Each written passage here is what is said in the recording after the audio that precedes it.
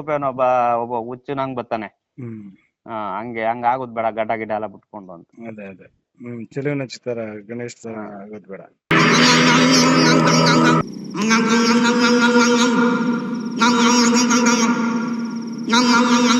ಆಮೇಲೆ ಅವಳು ಇನ್ನೊಬ್ಬನ ಕೈ ಹಿಡ್ಕೊಂಡು ಹೋದ್ಮೇಲೆ ಇವನ್ ಕೈಯಲ್ಲಿ ಬಾಟ್ಲಿ ಹಿಡ್ಕೊಳ್ಳೋದ್ ಬೇಡ ಅಂತ ಹೇಳಿ. ಅದು ಎಫೆಕ್ಟ್ ಅಣ್ಣ. ಸಾರಾಯಿಸಿ ಶೆಯಲ್ಲಿ ನನ್ನ ದೇವಿ ಕಾಣುವಳು.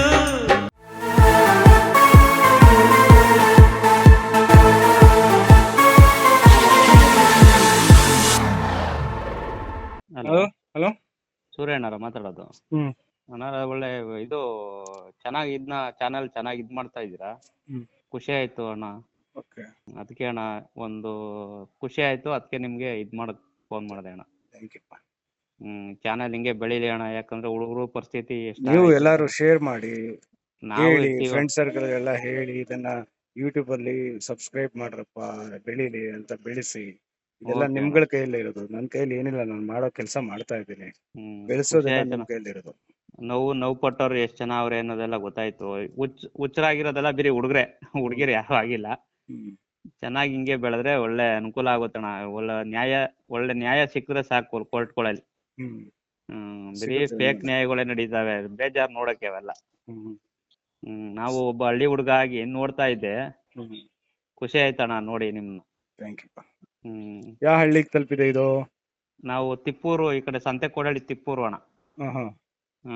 ರಾಮನಗರ ಡಿಸ್ಟಿಕ್, ಕನಕಪುರ ತಾಲೂಕು. ರಾಮನಗರ ಡಿಸ್ಟಿಕ್ ಇತ್ತು, ಇವಾಗ ಬೆಂಗಳೂರು ದಕ್ಷಿಣ ಡಿಸ್ಟಿಕ್ ಮಾಡ್ಬಿಟ್ರು.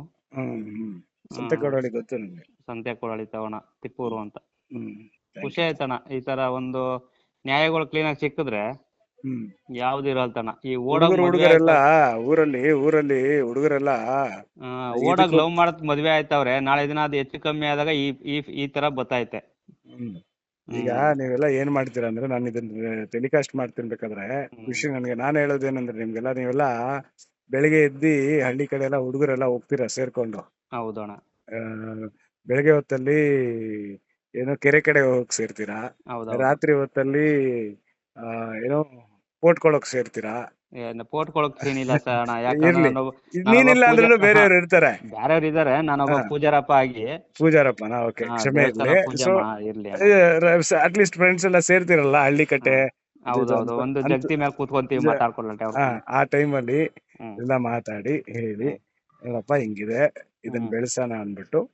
ಇದನ್ನ ಬೆಳ್ಸಕ್ಕೆ ನೀವೆಲ್ಲಾರು ಸ್ನೇಹಿತರೆಲ್ಲಾರು ಸೇರಿ ಚಾನಲ್ ನ ಸಬ್ಸ್ಕ್ರೈಬ್ ಮಾಡಿ, ಇದನ್ನ 4 ಜನಕ್ಕೆ ತಲುಪೋ ತರ ಮಾಡಿ, ಶೇರ್ ಮಾಡಿ, ನಿಮ್ ಬೆಂಬಲಗಳು ಈ ತರ ಕೊಟ್ರೆ. ಸೊ ನಾವು ಇನ್ನೂ 38 ಬೇಡಿಕೆಗಳು ಇಟ್ಟಿದ್ದೀನಿ, ಕೇವಲ 2 ಪಾಸ್ ಆಗಿದೆ. ನನಗೆ 38 ಬಿಲ್ ಪಾಸ್ ಆಗ್ಬೇಕು. ಸುಪ್ರೀಂ ಕೋರ್ಟ್ ಇಂದ ಒಂದು ಆದೇಶ ಬಂದ್ರೆ ಹೆಂಗಾರ ಇದ್ ಮಾಡ್ಬೋದಣ್ಣ. ಸುಪ್ರೀಂ ಕೋರ್ಟ್ ಇಂದಾನೆ 2 ಆದೇಶ ಬಂದಿದೆ ಈಗ.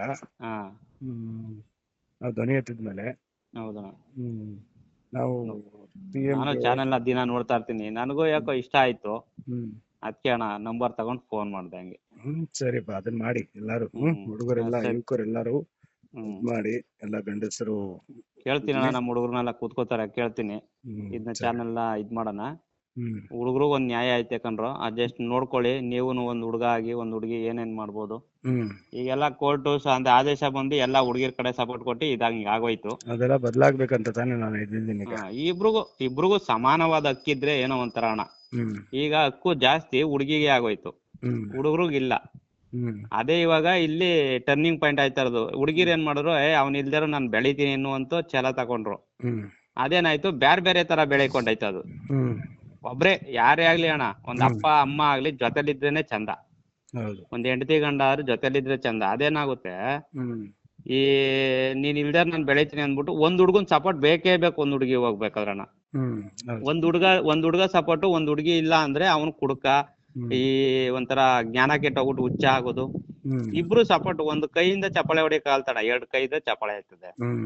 ಇದೇನಾಯ್ತು, 2 ಕೈ ಚಪ್ಪಾಳೆ ಬೇಡ ಅಂದ್ಬಿಟ್ಟು ಒಂದೊಂದ್ ಕೈಲಿ ಹೋಯ್ತೀನಿ ಅಂತ ಹೋಯ್ತಾರೆ. ಆದ್ರೆ ಇನ್ನೊಂದ್ ಕೈ ಹೋಗಿ ಮಗದೊಂದ್ ಕೈಗೆ ಹೋಗಿ ಎಲ್ಲೆಲ್ಲ ಹೊಡಿತದೆ. ಆದ್ರೆ ಹುಡುಗರು ಹೋಗಕ್ ಆಯ್ತಾ ಇಲ್ಲ. ಅವ್ರೇನಾಯ್ತದೆ, ಕುಡಿದು ಜಾಸ್ತಿ ಮಾಡ್ಕೊಬಿಡ್ತಾರೆ.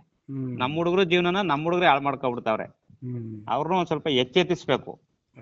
ಯಾಕೆ ಹಾಳಾಗೋಯ್ತು? ನಾನ್ ಸುಮಾರು ಜನಕ್ಕೆ, ನಾನು ನಮ್ಮೂರಲ್ಲಿ ಲವ್ ಮಾಡ್ತಿದ್ದ ಒಬ್ಬ, ದೇವಸ್ಥಾನ ಪೂಜೆ ಮಾಡ್ತಾನೆ. ಮೊನ್ನೆ ತಾನೆ ರೀಸೆಂಟ್ ಆಗಿ ಹೇಳ್ದೆ ಅವನಿಗೆ, ನೋಡಪ್ಪ, ನೀನು ಲವ್ ಸ್ಟೇಟಸ್ ಆಗ್ತಾ ಇದೀಯ, ಎಲ್ಲ ಫೀಲಿಂಗ್ ಆಗ್ತಾ ಇದೆಯಾ, ಏನ್ಕಾಗಿ ಆಗ್ತಾ ಇದೀಯ? ಹುಡುಗಿ ಕೈ ಕೊಟ್ಲು ಅಂತಾನ? ಅವಳು ಯಾವತ್ತಾರ ಹಾಕಿರೋದ್ ನೋಡಿದ್ಯಾ ನೀನು? ಸೂಪರ್. ಇಲ್ವಂತೆ. ಇವನು ಮಾತ್ರ ಆಗ್ತಾನಂತೆ. ಹ್ಮ್ ನೋಡ್ಲಿ ಅಂತ ಆಗ್ತಾ ಇದೀನಿ ಅಂತ.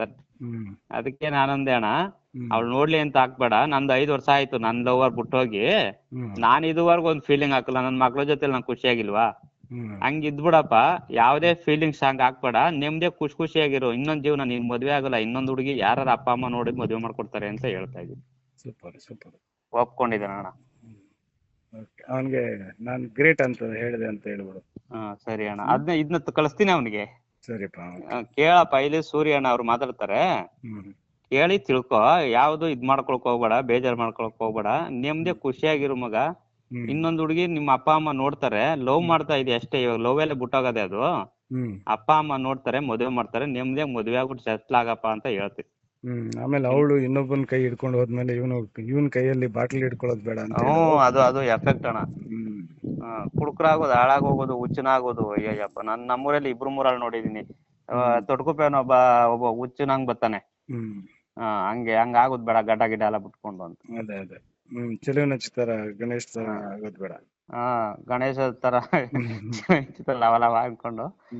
ಕೋರಳಿಲಿ ಒಬ್ಬ ಓಡಾಡ್ತಾನೆ, ಕನಕಪುರದಲ್ಲಿ ಒಬ್ಬ ಇದೆಲ್ಲ ನೋಡ್ತಾ ಇರ್ತೀವಲ್ಲ, ಬೇಜಾರಾಗುತ್ತೆ. ಹುಡುಗರು ಲೈಫ್, ಹುಡುಗರೇ ಹಾಳಾಗೋಗಿರೋದು ಜಾಸ್ತಿ. ಹುಡುಗಿರು ಯಾರು ಹಾಳಾಗೋಗಿಲ್ಲ ಬಿಡಿ. ಯಾರು ಹಾಳಾಗಲ್ಲ. ಯಾರು ಬಂದ್ಬಿಟ್ಟು ಫೀಲಿಂಗ್ಸ್ ಇದೆ, ಅದು ಬೆರಳೆಣಿಕೆ ಜನ ಇದಾರೆ ಅಷ್ಟೇ ಅಂತ ಒಳ್ಳೆ ಹುಡುಗಿರು.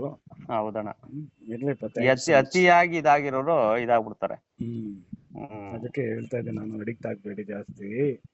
ಈಗಿನ ಕಾಲದ ಹುಡುಗಿರ್ನ ನಂಬಿ ಅಡಿಕ್ಟ್ ಆಗಿ, ಎಲ್ಲಾ ಹುಡುಗಿರು ಅಂತ ಹೇಳಲ್ಲ ನಾನು, 90% ಹುಡುಗಿರಂಗಿದ್ದಾರೆ.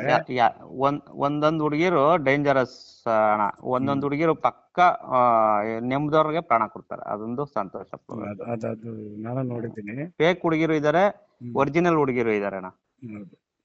ಇಂಥ ಕೆಲ್ಸನೇ ನಮ್ ಹುಡುಗರು ಮಾತ್ರ ಏನ್ ಸಾಚ ಅಂತ ಅಲ್ಲ. ಈ ನನ್ ಮಕ್ಳು ನಮ್ಮ ಹುಡುಗರೆಲ್ಲ ಅವರೇ 420 ಹುಡುಗರು ಇದಾರೆ. 4-5 ಕಡೆ ಮೇಯ್ಕೊಂಡ್ ಬಿದ್ದಿರೋರು ಇದಾವೆ. ಹೌದಣ್ಣ. ನಾವ್ ಅದನ್ನೆಲ್ಲ ಒಪ್ಕೋಬೇಕಣ್ಣ. ಇವಾಗ ನಾವು ತಪ್ಪು ಮಾಡೋದಂದ್ರೆ ನಮ್ದು ತಪ್ಪೇ ಅದು. ಹೌದು. ನಾವು ಸಾಚ ಅಂತ ತೋರ್ಸ್ಕೊಳಕ್ಕೂ ಆಗೋದಿಲ್ಲ. ನಾಳೆ ದಿನ ಬೀದಿಗೆ ಬರ್ತದೆ. ಅದಕ್ಕೆ ಅಣ್ಣ ಹೇಳೋದು. ಫೋನ್ ನೋಡ್ದೆ, ಅದಕ್ಕೆ ಮಾಡ್ದೆ ಅಣ್ಣ. ಥ್ಯಾಂಕ್ ಯು ಪಾ, ಥ್ಯಾಂಕ್ ಯು ಸೊ ಮಚ್. ಸರಿ, ಧನ್ಯವಾದಗಳು. ಬಾಯ್ ಪಾ. ನಾನು ಇದನ್ನ ಟೆಲಿಕಾಸ್ಟ್ ಮಾಡ್ತೀನಿ, ನಿಮ್ ಫ್ರೆಂಡ್ಸ್ ಶೇರ್ ಮಾಡಿ. ಓಕೆ ಅಣ್ಣ, ಥ್ಯಾಂಕ್ ಯು.